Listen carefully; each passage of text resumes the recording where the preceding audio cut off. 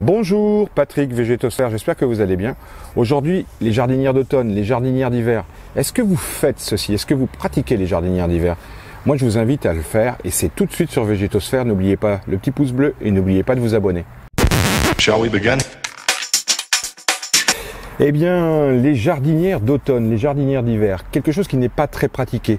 Encore que en automne, dans toutes les jardineries, chez tous vos horticulteurs et pépiniéristes, vous allez trouver un choix végétal qui n'est pas ridicule, par rapport au printemps, pour faire vos massifs, mais aussi et surtout pour faire vos balcons, refaire des jardinières qui, c'est vrai, en septembre, voire en octobre, sont quand même bien tristes. Les géraniums font la tête, les surfinias sont tout jaunes, et je ne vous parle pas de toutes les autres plantes qui commencent à coincer un petit peu.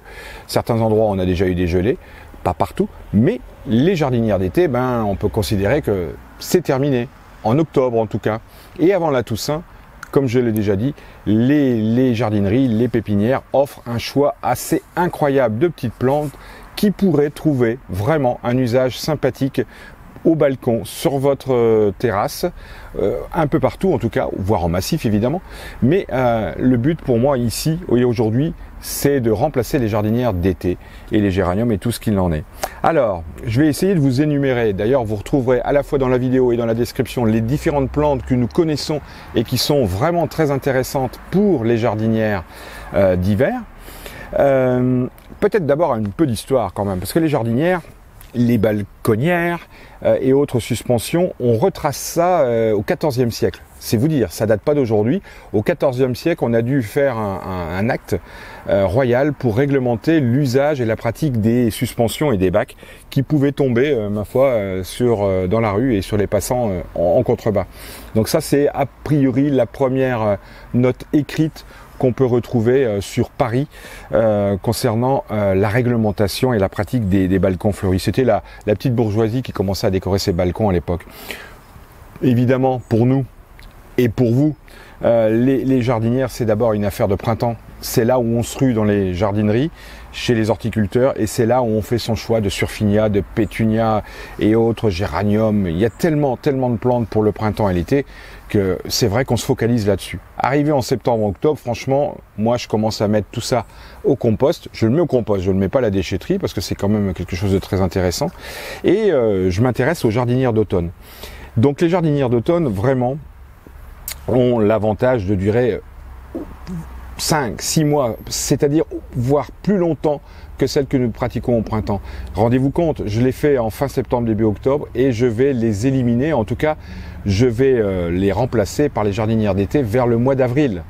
Et oui, ça fait quelques mois, ça fait 4, ça fait à peu près 6 à 7 mois pour ces jardinières qui, il est vrai, ne sont peut-être pas aussi fleuries que ce que vous pourriez vous imaginer pour le printemps et l'été, mais qui offre quand même un décor sympathique. Ça égaye nos journées un peu longues, nos journées tristes, nos journées d'hiver qui sont pas extraordinaires, faut le reconnaître, on a un peu le cafard. Mais certaines fleurs et surtout certains feuillages peuvent vraiment égayer votre balcon. Alors, je vais en énumérer quelques-unes. Là, j'ai par exemple une petite bruyère qu'on appelle une caloune. Les calounas sont en fleurs du fin août jusqu'à janvier en moyenne, c'est là où elles vont commencer à jaunir un petit peu, la floraison va passer. Ici j'ai une chéra, on l'appelle le désespoir des peintres, parce qu'il y a une petite inflorescence qui peut apparaître, mais elle est évidemment là privilégiée pour son feuillage. Là j'ai une petite Véronique à bois, elle ressemble à des petits conifères, c'est vraiment des plantes très sympas.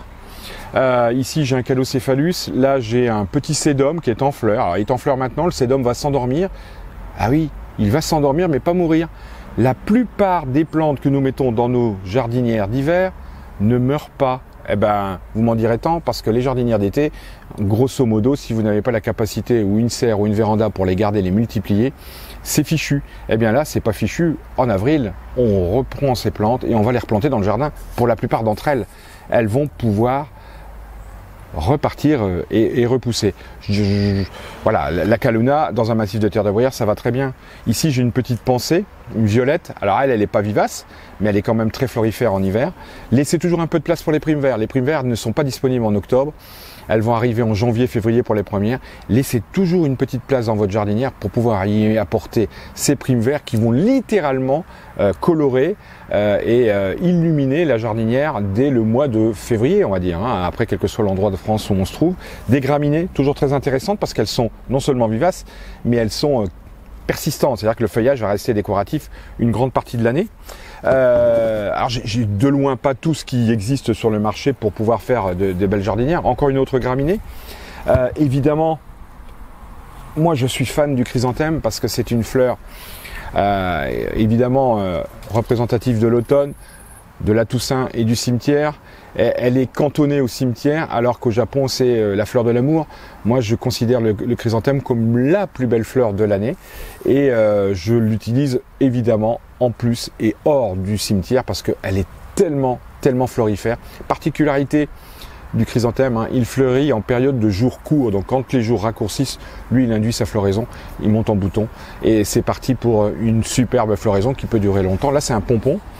Et moi je vais le mettre dans la jardinière, avec un peu de chance, je récupère la souche au printemps et je le replante dans le jardin parce que à l'origine je dis bien, les chrysanthèmes sont vivaces, ils sont vraiment tout à fait vivaces. Le problème des chrysanthèmes, c'est que les variétés récentes ont perdu un peu ce caractère vivace.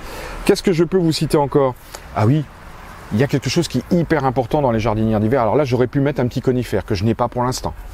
Une plante haute. Je peux mettre des plantes retombantes. Alors ici, j'ai une petite pensée retombante. C'est pas très couru, c'est pas très connu, mais les pensées retombantes vont vous permettre d'avoir un effet retombant géranium, quoi. Vraiment la plante qui va recouvrir la jardinière et qui va redescendre un peu plus.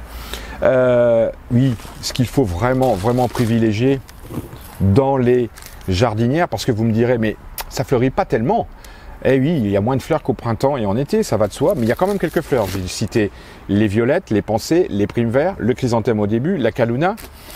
Et au printemps, si la prime vert relaye vraiment la floraison, n'oubliez jamais que les bulbes sont à votre disposition pour le plus bel effet. Plantez des bulbes une fois que vous avez fini votre jardinière, essayez d'imaginer ce que ça va donner au printemps et vous aurez une floraison exceptionnelle au printemps. Je parle de tulipes, encore ici, je parle j'ai pas les narcisses, j'ai oublié les narcisses, mais en tout cas les jonquilles sont les bienvenus aussi. Les muscaris sont particulièrement indiqués. Toutes ces petites plantes bulbeuses sont particulièrement intéressantes pour nos jardinières car elles vont vraiment apporter la touche finale, l'explosion florale, l'explosion de fleurs vers mars, avril, voire mai pour les dernières. Terreau. Alors moi je suis fan, hein, j'utilise toujours du terreau géranium parce que c'est le meilleur. Je mets toujours un peu de terre de jardin. J'ai eu quelques taupes là qui ont fait un peu le bazar dans mon jardin. J'ai ramassé cette terre qui a été remuée, qui est plutôt sympathique, et je la mélange avec un petit terreau géranium qui est de bonne facture quand même. Et ça donne un peu de corps à mes jardinières. C'est comme ça que je fais tout le temps. Je mets toujours pour 5 à 6 volumes de bon terreau, je rajoute un petit volume de terre de jardin. Alors en récapitulatif, nous avons les plantes à feuillage persistant. Alors là, je vais essayer de vous mettre des photos. J'ai pas forcément toutes disponibles, mais évidemment les petits conifères sont particulièrement indiqués. C'est ce qui manque d'ailleurs dans cette jardinière. C'est une plante un peu haute. J'ai une retombante, mais des petits conifères, les Chamaecyparis parisiennes en particulier. Vous avez des fusains, vous avez les Pernetia qui offrent des petites baies, vous avez les Skimia à feuilles et à baies aussi, encore une fois, qui sont des plantes de terre de bruyère qu'on peut récupérer. Et 90%, 95% de ces plantes sont récupérables et on va pouvoir les planter dans le jardin. C'est ça le bonus des jardinières d'hiver.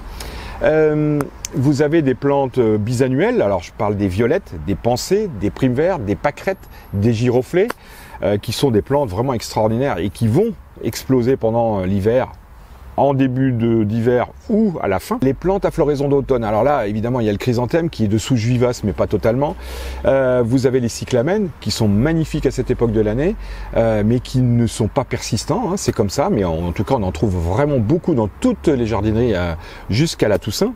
J'allais oublier la gentiane avec ce magnifique bleu qui est disponible aussi à cette époque de l'année. Évidemment tous les bulbes, les tulipes, les narcisses, jonquilles, muscari qui sont petits et sympathiques. Vous avez les jacinthes qui vont vous apporter le parfum en plus.